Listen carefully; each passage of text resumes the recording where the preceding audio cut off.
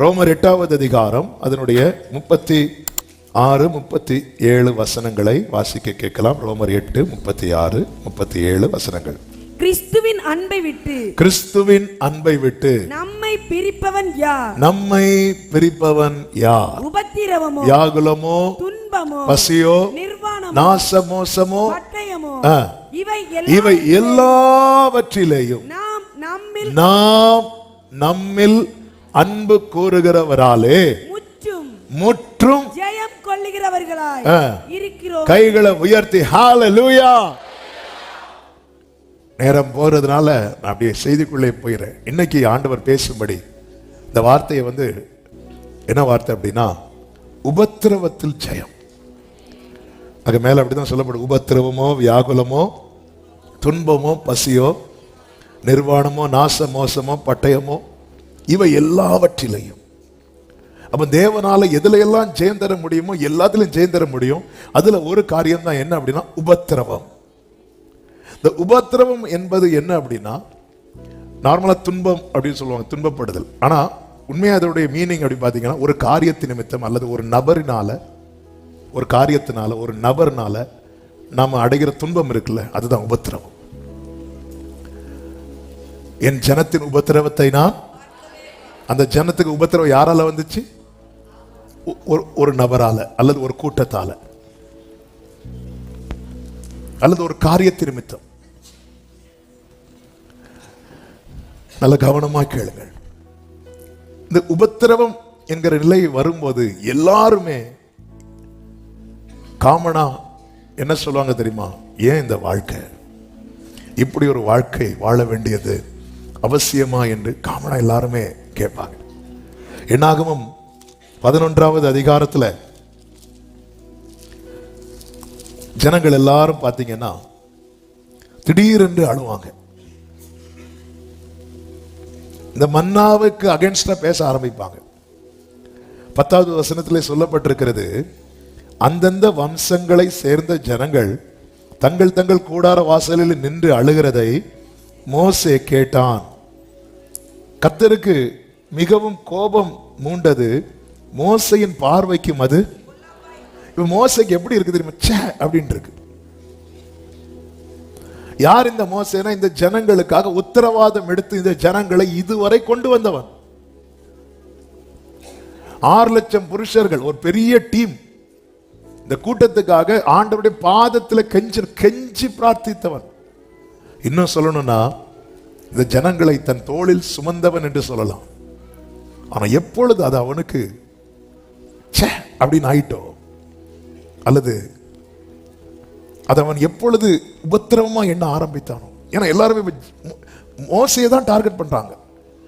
அதாவது மன்னா விழுந்து கிடக்கும் போது மோசே சொல்றாரு, ஓய்வு நாள்ல யாரும் போய் மன்னாவை பொறுக்காதீங்க, அது கிடைக்காது. ஆனாலும் நன்மையே தேடுறதுக்கு மோசை கிட்ட வரல. அவங்களா சிலர் என்ன பண்ணாங்க, போனாங்க. ஆனா வாழ்க்கையில ஒரு சின்ன கஷ்டம் நெருக்கணும் வரும்போது எல்லாரும் யாருக்கிட்ட தான் வந்து நிற்பாங்க தெரியுமா? மோசை கிட்ட. மோசையும் சகிச்சு சகிச்சு சகிச்சு சகிச்சு இதுவரை கொண்டு வந்துட்டார். ஆனா இப்ப மோசே அவரால் தாங்க முடியல. இந்த பெயின் தாங்க முடியாம வரும்போது 11வது வசனத்துல அவர் சொல்லுகிறார், வாசியுங்கள். அப்பொழுது மோசே கர்த்தரை நோக்கி, நீர் இந்த ஜனங்கள் எல்லாருடைய பாரத்தையும் என்மேல் சுமத்தினதினால் உமது அடியானுக்கு உபத்திரவம் வர பண்ணினது என்ன? உபத்திரவம் வர பண்ணினது என்ன? நான் அந்த வார்த்தையை சொல்லும் போது ஒன்றை சொல்லுகிறேன். நம்ம குடும்பத்தில் நம்ம மெயினா உத்தரவாதம் எடுக்கிறதுலாம் குடும்பத்தில் நம்ம என்னைக்கு அதை பாரமா நினைக்க ஆரம்பிக்கிறோமோ, என்னைக்கு அதை பாரமா நினைக்க ஆரம்பிக்கிறோமோ, அது யாரா இருந்தாலும் சரிதான். யோபுவின் மனைவி அதை பாரமா நினைக்க ஆரம்பிச்சதோ நீர் ஜீவனை விடும் என்று சொல்லுகிறார். ஆகார் பாரமாய் நினைக்க ஆரம்பித்தது. ஏன்னா அந்த பெயின் பாரமா நினைக்கிறதுனா என்ன அப்படின்னா, அந்த வலி. பையனை ஒரு செடிக்கு கீழே விட்டுட்டு தள்ளி போயிட்டான்.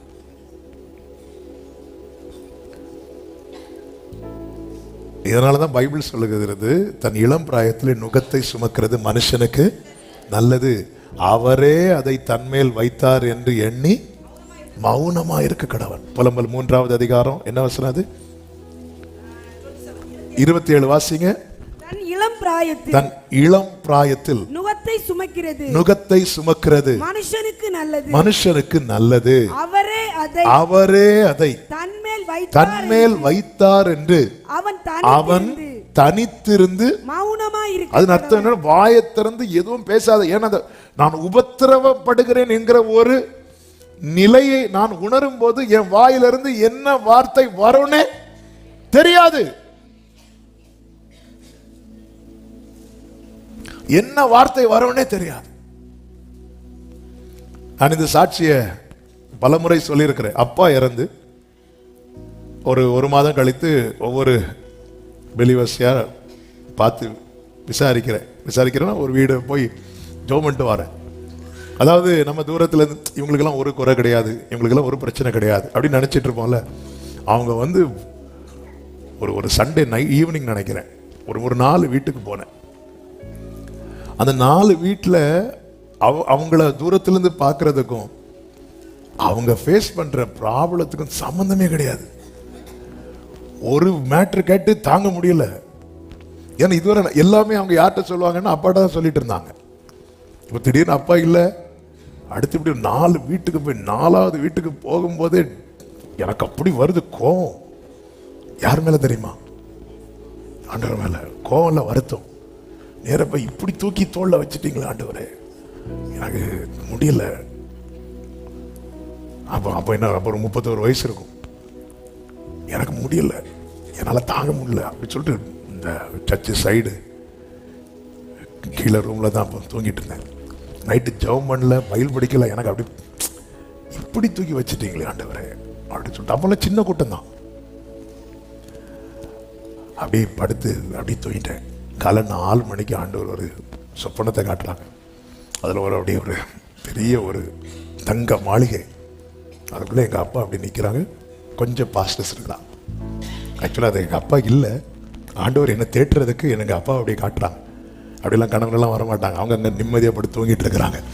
உன் பையன் கூடுற கனவுல போய் எனக்கு ஒரு வேலை இல்லை அப்படிலாம் வரமாட்டாங்க. அது ஆண்டவர் நம்மை தேற்றுவதற்காக, அவங்க எந்த நிலையில் இருக்கிறாங்கன்னு காண்பிப்பதற்காக. அதான் சொப்பனம். உடனே நேற்று அவங்க என் கனவுல வந்தாங்க, அவங்க வரமாட்டாங்க, ஆண்டவர் அப்படி காட்டி தருவார். ஆமே, அப்படி வந்துதான் இஸ்ரவேலன் ஜனமே என்றும் இடறிட வேண்டாம் ஏகோ அப்படி அந்த கையை அப்படி உயர்த்தி வச்சு. எங்கள் அப்பா வந்து யூஸ்வலாக அந்த லாஸ்ட் டைம்லலாம் ஏதாவது பாட்டு பாடும்போது ஏதாவது வேர்டு அவங்க இருதயத்துலேருந்து சொல்லும்போது அப்படி நெஞ்சு அப்படி தடவிட்டு சொல்லுவாங்க. அதே போல் ஒரு கையை வச்சு அப்படி தடவுறாங்க, அப்படி சொல்கிறாங்க.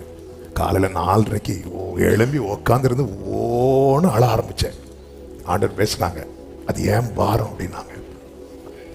நீ அதை ஒரு நாளும் பாரமாக நினைக்காத. நீ பாரமாக நினைச்சேன்னா பார்த்தியா, என்கிட்டே உன்னால் பேச முடியாம ஆயிட்டு.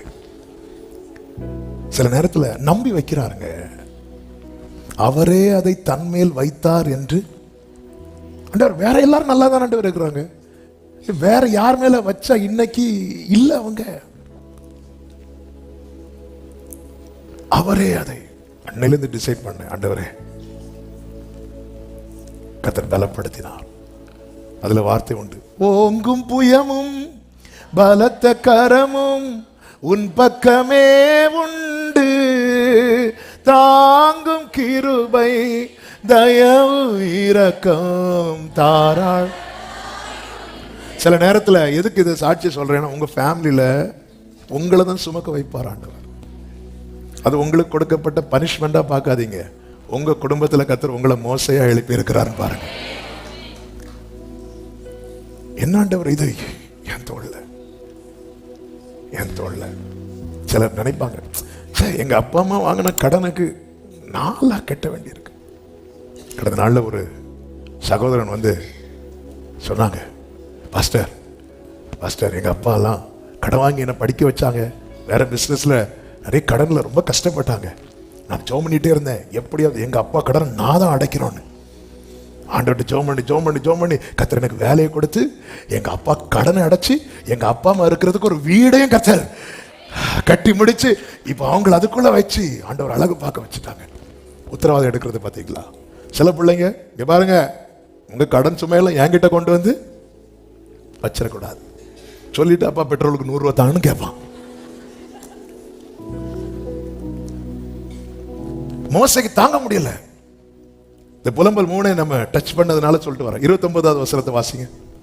நம்பிக்கைக்கு இடம் உண்டோ என்று தன் வாயை தூளில் நுழைந்து. அதாவது நீ அந்த நம்பிக்கையை மட்டும் விட்டுறாத.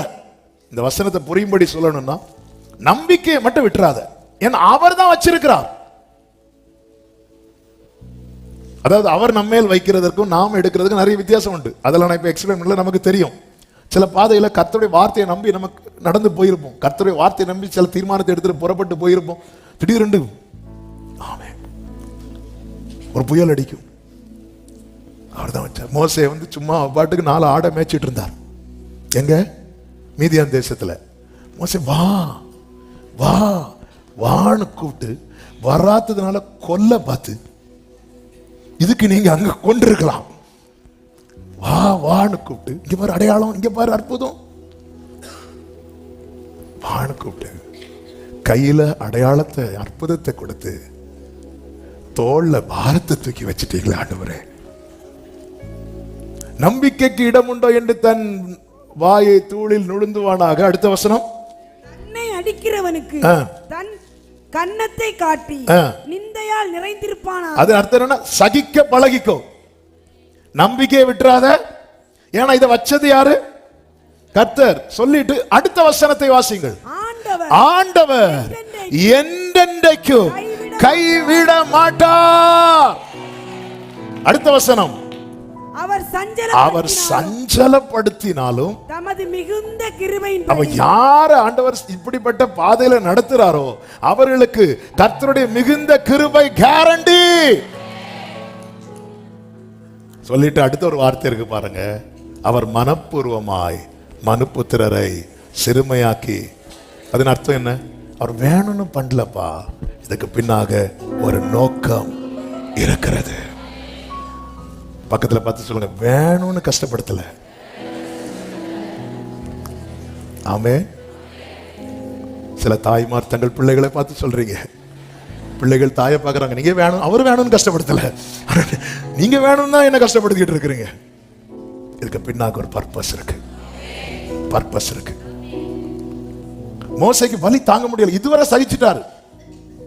நிந்தையால் நிறைந்திருப்பானா. எல்லாத்துக்கும் மோசைட்ட தான் வராங்க. என்ன பாரு நிக்கிறது பாரு, பார்வன்ட்ட போயிட்டு வரும். எகிப்துல இருந்தே நிந்தை கேட்க தொடங்கிட்டார் மோசே. இதெல்லாம் வேண்டான்னு தான் ஒதுங்கி இருந்தார். அவர் மனப்பூர்வமா இல்ல, பர்பஸா பண்ணல. அதாவது தேவன் வனாந்தரத்தில் நடத்தும் போது அந்த வனாந்தரத்தை ஒரு நாளும் பனிஷ்மெண்டா பார்க்காதீங்க. ஆண்டவர் என்றைக்கும் கைவிட மாட்டார். தேவன் அக்கினி அனுமதி, நீங்க ஆராதித்தது நிமித்தம் உங்களுக்கு அக்கினி 7 மடங்கு ஆகுதா, அதை பனிஷ்மெண்டா பார்க்காதீங்க. அது உங்களுக்கு கிடைக்க போகிற ப்ரமோஷனா பாருங்க. அக்கினி அதிகமாக அதிகமாக அந்த அந்த பாபிலோன்ல இந்த அக்கினியை குறித்து சொல்லப்பட்டிருக்கு. அவங்க கீழே அப்படி தீ வைப்பாங்க. தீ வைக்கும் போது அந்த அக்கினி எழும்பும்.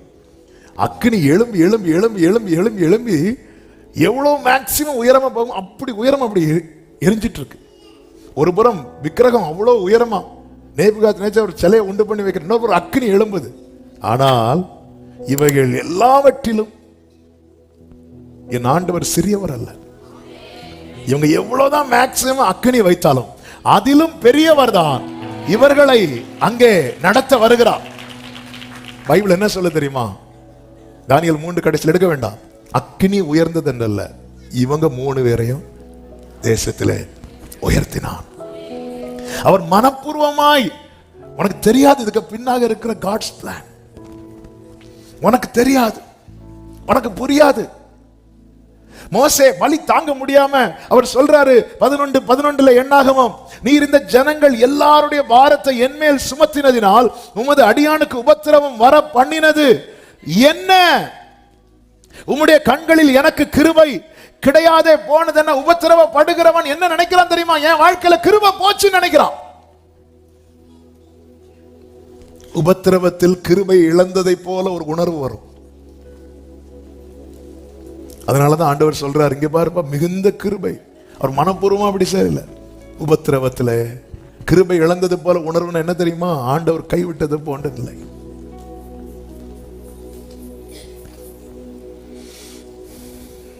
பதினைந்தாவது வசனத்திலே சொல்லுகிறான். 12வது வசனத்திலே, இவர்களுடைய பிதாக்களுக்கு நான் ஆணையிட்டு கொடுத்த தேசத்துக்கு நீ இவர்களை முலையுண்கிற பாலகனை தகப்பன் சுமந்து கொண்டு போவது போல உன் மார்பில் அணைத்து கொண்டு போ என்று நீர் என்னோட சொல்லும்படி இந்த ஜனங்களை எல்லாம் கற்பந்தரித்தேனோ, இவர்களை பெற்றது. அப்ப ஆண்டவர் மோசேகிட்ட எப்படி பேசியிருக்கிறார் பாத்தீங்களா? இங்க பாருப்பா, ஒரு தாய்ப்பால் கொடுக்கிற குழந்தைய நீ எப்படி அணைச்சிட்டு போகணுமோ இந்த ஜனத்துக்கு ஒண்ணுமே தெரியாது. நீ அப்படி ஆண்டவர் அப்படி அணைச்சது தான் எனக்கு வட்டி அசலும் சேர்த்து தராங்க ஆண்டவரே. ஆமே.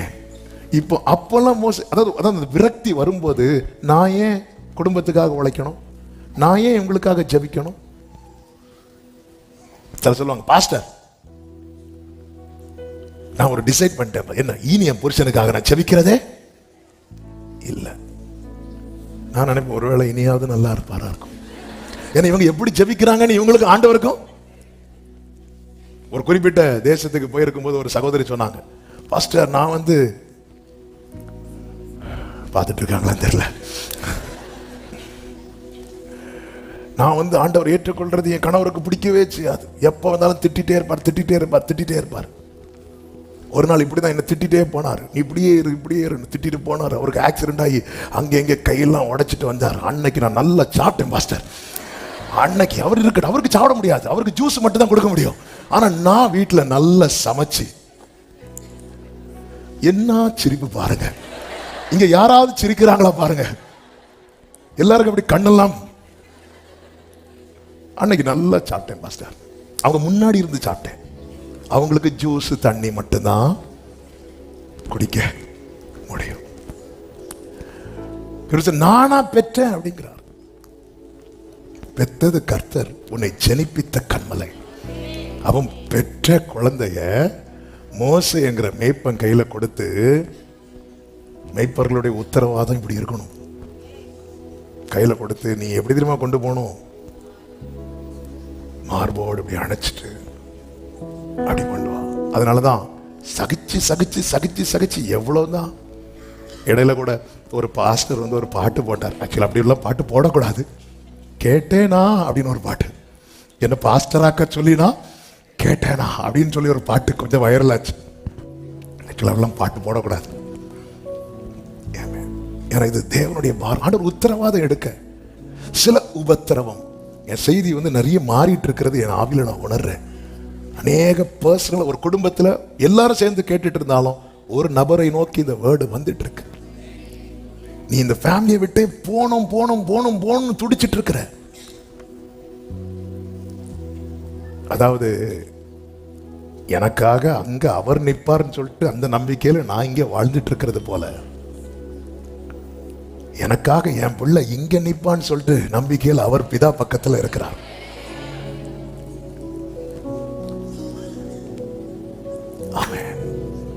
கேட்கிறான், நான் கேட்டேன் ஆண்டவரே, நான் கேட்டேனா? நானா பெத்தேன்? நான் பெத்த பிள்ளைகளுக்கு பேர் வச்சதோட சரி, ஆனா சுமக்கிறதெல்லாம். அடுத்து ஆண்டவர் அமைதியா இருக்கிறார், பேசாம இருக்கிறார். நீங்க கவனிச்சீங்கன்னா தெரியும், ஆண்டவர் அமைதியா இருக்கிறார். இப்படி பேசுறோடனே மோசே மோசே அப்படின்னு கூப்பிட்டு ஸ்டாப் பண்ணல. நம்ம உபத்திரம். அதனாலதான் மௌனமா இருக்க கடவன். உண்மையில் இந்த இடத்துல கண்மலை அடித்த போது அவருக்கு ஷாக் ஆயிட்டு தெரியுமா? கண்மலை யாரு? முதல் விசை அடிக்க சொன்னார், நமக்காக ஒரு விசை அடிக்கப்பட்டார். இரண்டாவது விசை வரும்போது கர்த்தர் சொல்ல பேசுங்கிறார். ஆனா மோசே இரண்டாவது விசை என்ன பண்ணுவார் தெரியுமா? அடிப்பார். அடித்ததும் தண்ணி வராது, திருப்பி அடிப்பார். அடித்ததும் தண்ணி வரும். ஏன் ஃபர்ஸ்ட் அடிச்சதும் தண்ணி வரல? ஷாக் ஆயிட்டு அவருக்கு. மோசே நீயா என்ன அடிச்ச? மோசேக்கு அது உணர்வு இல்ல, திரும்பி அடிக்கிறான். மோசே வெட்கப்படுத்திடக்கூடாதுன்னு அந்த கண்மலை மீண்டும் தண்ணீர் கொடுக்கிறது. நாம அவரை அடிச்சதுக்கு அப்புறமும் அவர் கிருபை தர காரணம் என்ன தெரியுமா? நாம வெட்கப்பட்டு போவத அவர் விரும்பல.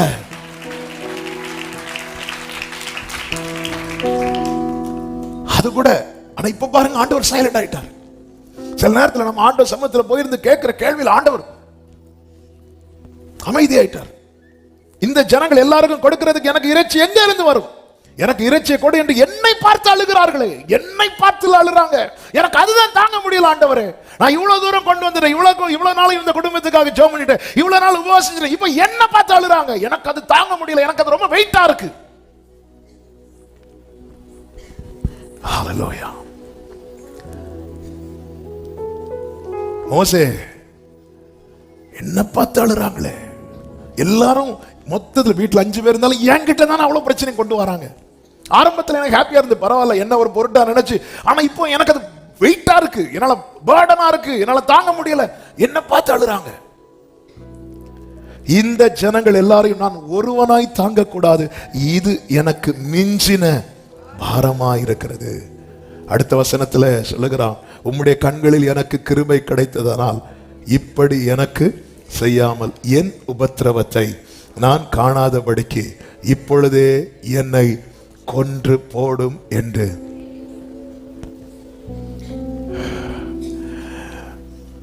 மோசே எகிப்துக்கு புறப்படும் போது கர்த்தர் மோசே வழியிலே கொலை செய்ய பார்த்தார். அப்பொழுது கொன்னுராதீங்கன்னு ஜெபித்தவங்க இப்ப பிரேயர் மாறுது, உங்க கண்ணில் எனக்கு கிருபை கிடைத்ததுன்னா. உபத்திரவத்துல ஒரு மனிதன் தன் வாழ்க்கையை முடிக்க விரும்புகிறான், அது மோசையா இருந்தாலும். ஆனால் இயேசு என்ன சொல்லுகிறார் தெரியும், உலகத்தில் உங்களுக்கு, என்னிடத்தில் உங்களுக்கு சமாதானம் உண்டு. யோவான் 16:33, என்னிடத்தில் உங்களுக்கு சமாதானம் உண்டாயிருக்கும் பொருட்டு இவைகளை உங்களுக்கு சொன்னேன். உலகத்தில் உங்களுக்கு உபத்திரவம் உண்டு, ஆனாலும் திடன் கொள்ளுங்கள், நான் உலகத்தை ஜெயித்தேன். அப்ப உலகத்தில் என்ன உண்டு? எதுக்கு இதை சொல்றாரு தெரியுமா? இதை மைண்ட்ல செட் பண்ணு. யார்கிட்ட சமாதானம் உண்டு? ஆண்டவர் இடத்துல. இப்ப நீ உலகத்தின் பக்கமா திரும்பினா உன் கண்ணுக்கு முன்னாடி உபத்திரவம் மட்டும் தான் தெரியும். நீ எப்பவுமே என் பக்கம் திரும்பினல்ல. இந்த உபத்திரவம் உன்னை அமிழ்த்தாது. என் சமாதானம் உன் வாழ்க்கையிலே நதி போல பாய்ந்து வரும். காரணம், நான் உலகத்தில் என்ன இருக்கு? அந்த உலகத்தை இயேசு என்ன பண்ணியிருக்கிறார்? அப்ப உபத்திரவத்தை கர்த்தர் என்ன பண்ணியிருக்கிறார்? அப்ப ஜெயித்தவர் எனக்கு உபத்திரவங்களிலே என்ன தருவார்? இந்த நம்பிக்கை நமக்குள்ளே சமாதானத்தை கொடுக்கும்.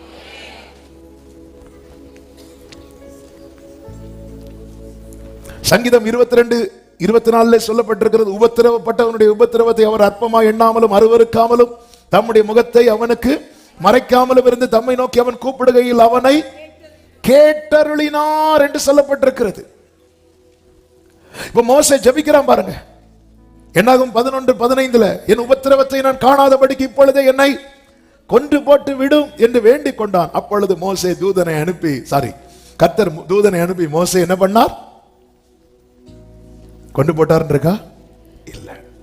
ஏன்னா இந்த பாரத்தை அவன் மேல் வைத்தது யாரு? கர்த்தர். இவன் விரும்பியும் இவனுக்கு சாவை கட்ட தூரமாக்க காரணம் என்ன தெரியுமா? ஒருவரும் அழிந்து போவதற்காக தேவன் யாரையும் சோதிக்க மாட்டார். ஆனா இங்க என்ன நடக்குது அப்படின்னா, மோசே தன்னால தாங்க முடியாத பாரத்தை கர்த்தர் இடத்துல ஓப்பனா சொல்றான். நமக்கு மனசுக்குள்ள இப்படி இருக்கும், சே இப்படி என்ன வாழ்க்கை இது அப்படின்னு. ஆனா வெளியே, ஆண்டவரே உம் சித்தம் போல், எல்லாம் ஆண்டவருக்கு தெரியும், எல்லாமே தெரியும், ஃபுல்லா போய். மோசே ஓப்பனா சொல்றான். சொல்லும்போது கர்த்தர் சொல்லுகிறார், இஸ்ரவேல் ஜனங்களுக்கு மூப்பரும் தலைவருமானவர்கள் இன்னார் என்று நீ அறிந்திருக்கிறாயே. அந்த மூப்பரில் 70 பேரை கூட்டி அவர்களை ஆசரிப்பு கூடாரத்தில் அங்கே உன்னோட கூட வந்து நிற்கும்படி செய். அப்பொழுது நான் இறங்கி வந்து அங்கே உன்னோட பேசி, நீ ஒருவன் மாத்திரம் பாரத்தை சுமக்காமல் உன்னோட கூட அவர்களும் அதை சுமப்பதற்காக உன்மேல் இருக்கிற ஆவியை அவர்கள் மேலும் வைப்பேன் அப்படிங்கிறார். இப்ப மோசே, அதாவது மோசையின் பாரத்தை சுமக்கிறதுக்கு மோசைக்கு 70 பேர் தேவைப்பட்டான், மோசையின் பாரம் லகுவாகிறதுக்கு. ஆனா கர்த்தர் மோசையை மட்டும்தான் பார்த்தார். இங்கதான் ஆண்டவருக்கு வலி. சில காரியத்துக்கு கர்த்தர் நம்மளை மட்டும்தான் பார்க்கிறார். ஆனா நம்ம என்ன பண்றோம் தெரியுமா? இல்ல ஆண்டவரே, அதனாலதான் நீங்க பாத்தீங்கன்னா தெரியும், கர்த்தர் 70 பேரை நீ செலக்ட் பண்ணி கொண்டார். ஆரம்பத்திலிருந்தே மோசே இதை பண்ணிட்டே இருப்பார். ஆண்டவரே ஆரோன் நான் வேற யாராவது, நம்ம ஸ்கிப்பாய் இடத்துல வேற யாரையாவது வச்சு பார்க்குறோம். சில பிளேஸ்ல ஏங்க நம்ம சில பிளேஸ்ல இன்னொரு ஆளை வச்சு பார்க்க முடியாது. மோசே மாதிரி ஆண்டவர்கிட்ட நம்ம பல இடத்துல நிற்கிறோம். ஆண்டவர் நீயே தெரிந்தெடுத்துக்கோப்பா. கர்த்தர் ராஜாவா இருக்க ஜனங்கள் எல்லாம் எங்களுக்கு ராஜா வேண்டும் என்றார்கள். ஜனங்கள் கேட்டு கொடுத்த ராஜா சவுல். தேவன் தெரிந்தெடுத்து கொடுத்த ராஜா தாவீது. நம்முடைய வாழ்க்கையில நாம கேட்டு பெற்றுக்கொண்டதை விட தேவன் தெரிந்தெடுத்து தருவது, அங்க கிருபை வந்து ஃப்ளோ ஆயிட்டே இருக்கும். கேட்டு பெற்றுக்கொண்ட ராஜாவை விட்டு கிருபை விலகிட்டு தேவன் தெரிந்தெடுத்து கொடுத்த ராஜாவின் தலைமுறைக்கு, அந்த தலைமுறைக்கு மட்டும் இல்லை, அந்த யூதா கோத்திரத்துக்கு கிருபை வந்து ஃப்ளோ ஆயிட்டே இருந்துச்சு.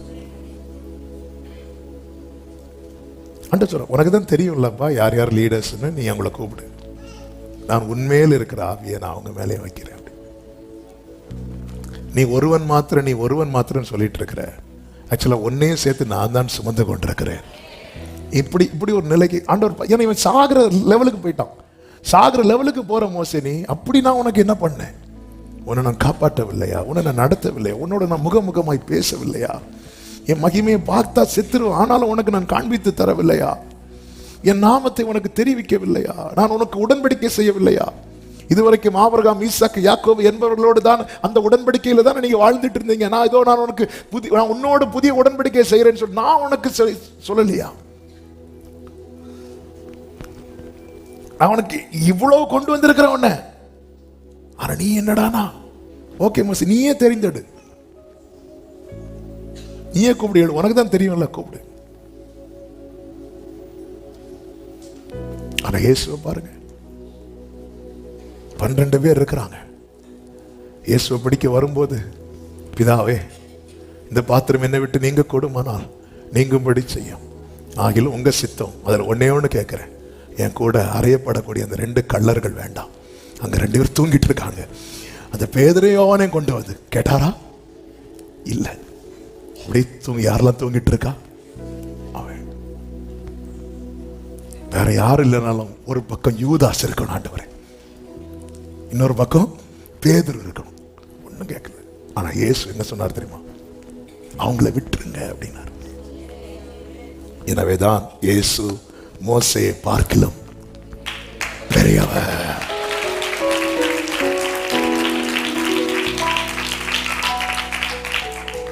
அவங்கள விட்டுருங்க, நான் தான் அப்படின்னார். அவர் அக்செப்ட் பண்றார். இந்த ஆத்தும வருத்தத்தின் பலனை கண்டு திருப்தியாவார் அப்படின்னு இருக்கு. அதன் அர்த்தம் என்ன? தேவன் ஒரு நுகத்தை உங்க மேல வைத்து நடத்துகிறார் என்றால் அதன் பலனை கண்டு திருப்தி அடைய பண்ணாமல் உங்கள் ஓட்டத்தை முடிக்க விட மாட்டார். நம்புறவங்க மட்டும் கைகளை தட்டி ஆமென் என்று சொல்லு. இஸ்ரவேலருக்கு உபத்திரவம் அதிகமான போது அவர்களுக்கு ஜெயம் சமீபமானது. மிகவும் ஒடுக்கப்பட்டார்கள். கர்த்தர் எழுந்தருளி மோசேயை அனுப்பி நமக்கு தெரியும். உபத்திரவம் அதிகமான போது, நேற்று இரவில் பரிசுத்த ஆவியானவர் இந்த வார்த்தையை அப்படியே எழுத வைத்தார். உங்க வாழ்க்கையில நீங்க உபத்திரவத்தின் பாதையில் தான் நடக்கிறீங்க, துன்பத்தின் நடுவில் தான் நடக்கிறீங்க. ஆனால் இது அதிகமாகிற ஒரு நிலையில நீங்க வந்துட்டீங்கன்னா, இந்த வார்த்தை எத்தனை பேர் நம்பி உங்களுக்கு எடுக்கிறீங்கன்னு தெரியல. இது பரிசுத்த ஆவியானவர் தந்த வார்த்தை. கர்த்தர் நியமித்த பாதையில் நடக்கிற உள்ளமே, கர்த்தருடைய வசனத்தை நம்பி வாழ்கிற உள்ளமே, உன் வாழ்க்கையில் நீ சந்தித்த உபத்திரம் உண்டு, அதுல நீ பழகிட்ட. ஆனால் அது அதிகமாகுது. அதிகமாகும் போது மோசேயை போல ஏன் இந்த வாழ்க்கை என்ற நிலைமைக்குள்ள வருகிறோம். உங்க வாழ்க்கையில உபத்திரவம் அதிகமாகிறதா? உங்களுக்கான ஜெயம் சமீபமாய் வந்துவிட்டது. நம்புறவங்க மட்டும் கைகளை தட்டி ஆமென் என்று சொல்லி. இஸ்ரவேல் ஜனங்கள் அதுவரை இல்லாத உபத்திரவத்தை அனுபவித்தார்கள். கர்த்தர் மோசே அனுப்பி கொஞ்ச நாளுக்குள்ள வெளியே கொண்டு வந்துட்டார். கொஞ்ச நாளுக்குள்ள இஸ்ரவேலர்கள் வெளியே வர்றதற்கு ரீசன் என்ன? இஸ்ரவேலர்கள் கர்த்தர் நினைத்தருளினார். கர்த்தர் நினைக்க காரணம் என்ன? இஸ்ரவேலர்கள் முறையிட்டார்கள். இஸ்ரவேலருடைய பெருமூச்சு தேவ சமூகத்துல வந்து எட்டினது. இஸ்ரவேலரின் பெருமூச்சு தேவ சமூகத்துல இருந்து எட்ட காரணம் என்ன? இஸ்ரவேலர்கள் முறையிட்டு கொண்டே இருந்தார்கள். இஸ்ரவேலர்கள் முறையிட்டு கொண்டிருக்க காரணம் என்ன? அவர்களை பார்வோன் மிகவும் உபத்திரவப்படுத்தினான். உபத்திரவம் அதிகரிக்கும் போது ஜெயம் சமீபமாயிருக்கிறது. அதனாலதான் நம்பிக்கைக்கு இடம் உண்டோ என்று. நம்பிக்கை அப்போ இப்படிதான் பார்க்கணும் ஒரு தேவனை. அதனாலதான் நம்பி நான் முன் செல்லுவேன். நாம் பாடுவோமே, நம்பி நான் முன் செல்லுவேன். சமுத்திரம் ஒதுக்கி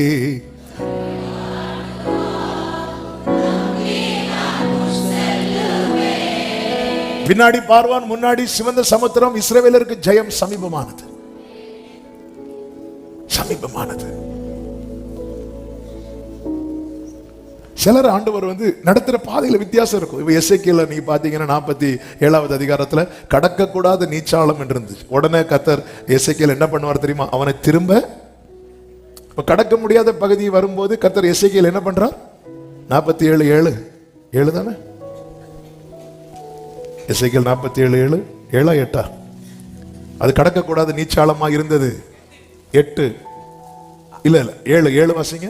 நான் நடந்து வருகையில் 6 அவர் என்னை நோக்கி, மனுபுத்திரனே, இதை கண்டாயா என்று சொல்லி. 5 இருக்கு கடக்க கூடாத நதியா இருந்தது. 6 மனுபுத்திரனே இதை கண்டாயா என்று சொல்லி என்னை நதியோரமாய் திரும்ப. அப்போ ஒரு இது கடக்க முடியலன்னு வரும்போது இந்த இடத்துல எசேக்கியேல் எப்படி நடத்துகிறார் தெரியுமா? திரும்ப நடத்துறார். ஆனா சிவந்த சமுத்திரத்துல இஸ்ரவேலர்களை திரும்ப நடத்தல, அதுக்குள்ளதான் நடத்துறார். அதன் அர்த்தம் என்ன? சில காரியம் நமக்கு அந்த மரணத்துக்கு நமக்கு ஓரடி தூரம் இருக்கிறது போல சில காரியம் நம்ம பக்கத்துல வரும், நம்மள அங்கிருந்து விலக்கிடுவார். சில காரியங்களுக்கு உள்ள நம்ம நடந்துதான் ஆகணும். உமது வழி கடலில் இருக்கிறது. அவன் கர்த்தரங்க செட் பண்ணி வச்சுட்டார் பாதைய. தேவன் செட் பண்ணி வச்ச பாதையில தேவன் நம்மை நடத்திடுவார். நடக்கிறதுக்கு ரெடி ஆயிரணும். அது நமக்கு உபத்திரவம் போல தெரிந்தாலும் அங்கே நமக்கு ஜெயம் இருக்கிறது. நீ சாத்ராக் மேஷக் ஆபேத்நேகோ நாங்கள் ஆராதிக்கிற தேவன் எங்களை தப்புவிக்க. இது வந்து உங்களுக்கு தெரியுது. சாத்ராக் மேஷக் ஆபேத்நேகோவே நேபுகாத்நேச்சருக்கு தெரியல. தெரியணும்னா நீ ஒரு இடத்துல நிக்கணும். எந்த இடத்துல நிக்கணும் தெரியுமா? அக்னியில. நீ நிக்க மாட்டேன்னு தெரியும். அதனாலதான் அவங்க 3 பேரையும் குண்டு கட்டா தூக்கி போட்டாங்க. அவங்க நாங்க ஆராதிக்கிற தேவன் எங்களை தப்புவிக்க வல்லவராக பாக்குறீங்களா அப்படின்னு சொல்லிட்டு 3 நடந்து உள்ள போனாங்க. தூக்கிட்டு தான் போனாங்க. சில பாதையில நம்மளை யாரையோ வச்சு தூக்கி கொண்டு. ஆனா நம்ம விசுவாசம் எல்லாம் பயங்கரமான விசுவாசம். ஆமே. சிங்கத்தின் மேலும் நடந்து வலு சர்ப்பத்தை அண்ணா பாம்பு இல்ல, எப்படிதான் நம்ம அப்படிதான் நம்ம பாடதெல்லாம் பயங்கரமா இருக்கும், பயங்கரமா இருக்கும். நாங்கள் ஆராதிக்கிற இதை பத்தி எங்களுக்கெல்லாம் உங்கள்கிட்ட சொல்ல வேண்டிய அவசியமே இல்ல. இப்படிதான் பேசுறாங்க நேபுகாத்நேச்சர். சரி என்ன இருக்கு? அக்கினி. நாங்க ஆராதிக்கிற தேவன் எங்களை தப்புவிக்க. தேவனை தூக்கு 3 நேரம் தூக்குறாங்க. அப்போ நாங்க ஆராதிக்கிற தேவன் எங்களை தப்புவிக்க. நீங்க என்ன தூக்குறதுக்கு நாங்களே போறோம் அப்படிலாம் இல்ல. இருந்தாலும் ஆண்டவரே அப்ப தப்புவிக்காம போன அசிங்கம். உடனே தப்புவியாமல் போனாலும் நாங்க வேற ஒன்றையும் ஆராதிக்க மாட்டோம். தூக்கி போட்டாச்சு. அவ்வளவுதான். சில இடத்துல அப்படிதான். ரெகோபத்துக்கு ஈசாக்கு எப்படி வந்தாரு? துரத்துன்னு துரத்துறாங்க. ஒரு துறவை தோணுனா அங்கிருந்து துரத்துறாங்க, இன்னொரு துறவை தோணுனா அங்கிருந்து துரத்துறாங்க. துரத்துனதுல ஓடி வந்தார். யாபோ காற்றின் கரையில யாக்கோபு எப்படி வந்து உட்கார்ந்தாரு? ஏசாக்க போட்டோ காட்டினாலே கீழே விழுந்துருவாரு. யாரு? அண்ணா ஏசா. அவ்வளவுதான். அண்ணா அவ்வளவுதான், முடிச்சு. ஏசாயா 48:10 சொல்லப்பட்டிருக்கிறது, இதோ உன்னை புடமிட்டேன், ஆனாலும் வெள்ளியை போல் அல்ல, உபத்திரவத்தின் குகையிலே உன்னை தெரிந்து கொண்டேன். உபத்திரவத்தின் குகை, உபத்திரவத்தின் பாதை. நான் உன்னை தெரிந்தெடுத்தேன். தேவன் நடத்துகிற பாதை. யாக்கோபு வீட்டை விட்டு புறப்பட்டு ஓடும் போது அவன் இப்படி ஓடுறதுக்கு காரணம் என்ன? ஏசா என்கிற ஒருவனால. ஏசா அவனை கொலை செய்யணும்னு நினைக்கிறான். நீ போயிரு. அம்மா செல்லம் யாக்கோபு கூடாரவாசி, வெளியே போய் பழக்கமே கிடையாது. இதே இது நேர மாதிரி ஏசான்னு வைங்களேன், அவன் பழகிடுவான். சில நேரத்தில் ஆண்டவர் பாருங்க, நல்ல ஒரு ட்ராக்ல நம்ம பழகிருப்போம், அதுக்கு நமக்கு சம்பந்தமே இருக்காது. யாக்கோபு எங்க இருந்து பழகினவன்? வீட்டில இருந்து. ஏசா வெளியே போய் பழகினவன். ஆனா இப்ப லைஃப் எப்படி மாறும் தெரியுமா? ஏசா வீட்டுல, யாக்கோபு வெளியே. என்ன படிச்சீங்க? நான் இது படிச்சேன். என்ன வேலை பார்க்குறீங்க? இந்த வேலை பார்க்குறேன். படிப்புக்கும் வேலைக்கும் அப்படியே தான் நாம பழகுன பாதைக்கு. அதனால தானே எரேமியா நான் சின்ன பிள்ளைன்னு சொல்லிட்டு அந்த அக்ரிமெண்ட்ல சைன் பண்ணாம இருந்தார். ஆண்டவர் போட்ட அக்ரிமெண்ட்ல நம்மை குறித்த தேவ திட்டத்தில் ஆண்டவர் 2 பேர் சைன் போட்டாதான் அது வந்து நடைமுறைக்கு வரும். எரேமியாவை தீர்க்கதரிசி ஆண்டவர் ஆல்ரெடி சைன் பண்ணிட்டார். நீ தாயின் வயிற்றில் இருக்கும்போது உன்னை நான் தீர்க்கதரிசியா பத்திரத்தில் அவர் உடன்படிக்கையில் அவர் சைன் போட்டார். இவர் சைன் போட மாட்டேங்கிறாரு. சைன் போடணும்னா அர்ப்பணிக்க மாட்டேங்கிறார். அது நான் சின்ன பிள்ளை. ஏன்னா இவர் வந்து பாஸ்டருடைய பையனா வளர்ந்தார், ஆசாரியனுடைய பையன். அந்த காலத்தில் ஆசாரிய ஊழியத்தினுடைய மெத்தட் வேற, தீர்க்கதரிசிகளுடைய ஊழியத்தினுடைய மெத்தட் வேற. இவர் பிறந்து வளர்ந்ததெல்லாம் அந்த ஆசாரிய குடும்பத்தில். அதனால ஒரு ஆசாரியன் என்ன செய்யணுமோ அந்த டியூட்டியை கொடுத்துருங்க, அதை நான் செஞ்சிருவேன். தீர்க்கதரிசிகளுடைய டியூட்டி வேற. திடீர்னு சொல்லுவார், நீ போய் ஒளிச்சிருப்பார். நான் எங்க போய் ஒளிச்சிருக்கேன்? திடீர்னு சொல்லுவார், நீ இப்படி நீ உன் தலையை மொட்டை அடித்துக்கொண்டு போம்பார். பைபிள்ல தீர்க்கதரிசிகளுக்கெல்லாம் அவர் செய்யறத பார்த்தீங்கன்னா, நீ போய் சாரி பார்த்து விதவைக்கு வீட்டுல போ, அங்க ஒன்ன போசிக்க, எப்படிங்க இருக்கும்? அப்படி ஒரு மரத்தடியில் ஜாலியா உட்காந்து பரோட்டா கறி சாப்பிட்டு இருக்கிற ஆளை கூப்பிட்டு, நீ நேர போய் சாரி பார்த்து வீட்டுக்கு போ, நேரம் அங்க ஒன்ன போசி காட்டுல இருக்கு அம்மா, அப்படிதானே இருக்கும். அந்த வீட்டுல என்ன போய் கேட்கறதுக்கு? பேரும் தெரியாது. சாப்பிட போற இடத்துல நீ தானம்மா தான் விதவை அப்படின்னு கேட்டா, அம்மா அவ ஃபீல் பண்ணி சொல்றா, கொஞ்சம் அப்போ என்னதான் இருக்கு, நானும் பிள்ளையும் சாப்பிட்டு சாக போறோம். எப்படியும் சாகதானமா போற, அதுல ஒன்ன சுட்டு எனக்கு கையில கொடுத்துட்டு நான் இவ்வளவு தூரம் கஷ்டப்பட்டு வந்ததுக்கு ஏதாவது இருக்கு. தீர்க்கதரிசிகள் பாத்தீங்களா இப்படி எறையுமே பாக்குற, ஐயோ இதெல்லாம் முடியாது. நாங்களும் ஆசாரிய குடும்பம் போனா நம்ம வெயிட்டா கூட்டு ஃப்ரெண்ட்ல உட்கார வச்சு, சில நேரத்துல ஆண்டவர் நடத்துறதுக்கு சம்மந்தமே இருக்காது. ஆனா அந்த இடத்துல தான் தேவன் சொல்லுகிறார், உன்னை நான் தெரிந்து கொண்டேன். சில உபத்திரவத்தின் குகைகளை நான் உன்னை நடத்தும் போது புரிந்து கொள், உன்னை நான் சொல்லிட்டு சொல்றார் 12வது வசனம், யாக்கோபே நான் உன்னை அழைத்திருக்கிற இஸ்ரவேலே நான் அவரே, நான் முந்தினவரும் பிந்தினவருமாவே அப்படிங்கிறார். உபத்திரவத்தின் பாதை. 2 வசனத்தை சொல்லி நான் ஜெபிக்கிறேன். 2 தெசலோனிக்கேயர் 1:6 சொல்லப்பட்டிருக்கிறது, உங்களை உபத்திரவப்படுத்துகிறவர்களுக்கு உபத்திரவத்தையும் உபத்திரவப்படுகிற உங்களுக்கு எங்களோட கூட இளைப்பாறுதலையும் பிரதிபலனாக கொடுப்பது தேவனுக்கு. தேவன் நீதி செய்வார். நம்புறவங்க கைகளை உயர்த்தி ஆமென் சொல்லுங்க. அப்போ உபத்திரவப்படுத்துகிறவர்களுக்கு எதை கொடுக்கிறார்? உபத்திரவப்படுகிறவர்களுக்கு இளைப்பாறுதல். இளைப்பாறுதல் என்ன தெரியுமா? அந்த காரியத்துல ஒரு சமாதானம். இனி இதை குறித்து கவலைப்பட வேண்டிய அவசியம் இல்லை. அதுதான் கர்த்தர் உபத்திரவத்திலே நமக்கு தரப்போகிற ஜெயம். தேவன் நீதி செய்கிறவர். இப்ப நான் ஒரு கேள்வியை கேட்கிறேன், நாம் உபத்திரவப்படுகிறவர்களா இருக்கிறோமா அல்லது பிறரை உபத்திரவப்படுத்துகிறவர்களா இருக்கிறோமா? என்ன ஒரு அமைதி! ஏன்னா தேவன் எதை செய்கிறவர்? நீதி செய்கிறவர். நீங்க உபத்திரவப்படுத்துறீங்கன்னா உங்களுக்கு உபத்திரவத்தை ரெடி பண்ணி வச்சிருக்கிறார் ஆண்டவர். வேண்டாம், நீங்க உபத்திரவப்படுறீங்கன்னா உங்களுக்கு முன்னாடி இளைப்பாறுதலை கர்த்தர் ஏற்படுத்தி வைத்திருக்கிறார். நாம் செய்ய வேண்டியது ஒன்றே ஒன்றுதான். நன்றாய் தெரிந்த வசன வாசியங்கள் ஜெபிக்கலாம். சங்கீதம் 10:14, சங்கீதம் 10:14, அதை பார்த்திருக்கிறீரே, உபத்திரவத்தையும் குரோதத்தையும் கவனித்திருக்கிறீரே, நீர் பதிலளிப்பீர். அடுத்த வார்த்தை, ஏழையானவன் தன்னை உமக்கு கமிட் பண்றான். உங்களுக்கு திக்கற்ற பிள்ளைகளுக்கு சகாயர் நீரே. கர்த்தர் பார்க்கிறார். இந்த வருடத்தின் இந்த 3 நாள் ஃபாஸ்டிங் பிரேயர்ல 3வது நாளிலே உபத்திரவத்திலே கர்த்தர் ஜெயத்தை தர விரும்புகிறார். நாம் என்ன செய்யணும்? ஒப்புவியுங்கள். ஆண்டவரே, என் காலமும் உடைய கருத்து, நான் என்ன சரண்டர் பண்றேன், என்ன ஒப்புவிக்கிறேன். 31வது சங்கீதத்தில் தாவீது சொல்லுகிறார், 31 என் பிராணன், 10வது வசனம், என் பிராணன் சஞ்சலத்தினாலும் என் வருஷங்கள் தவிப்பினாலும் கழிந்து போயிற்று.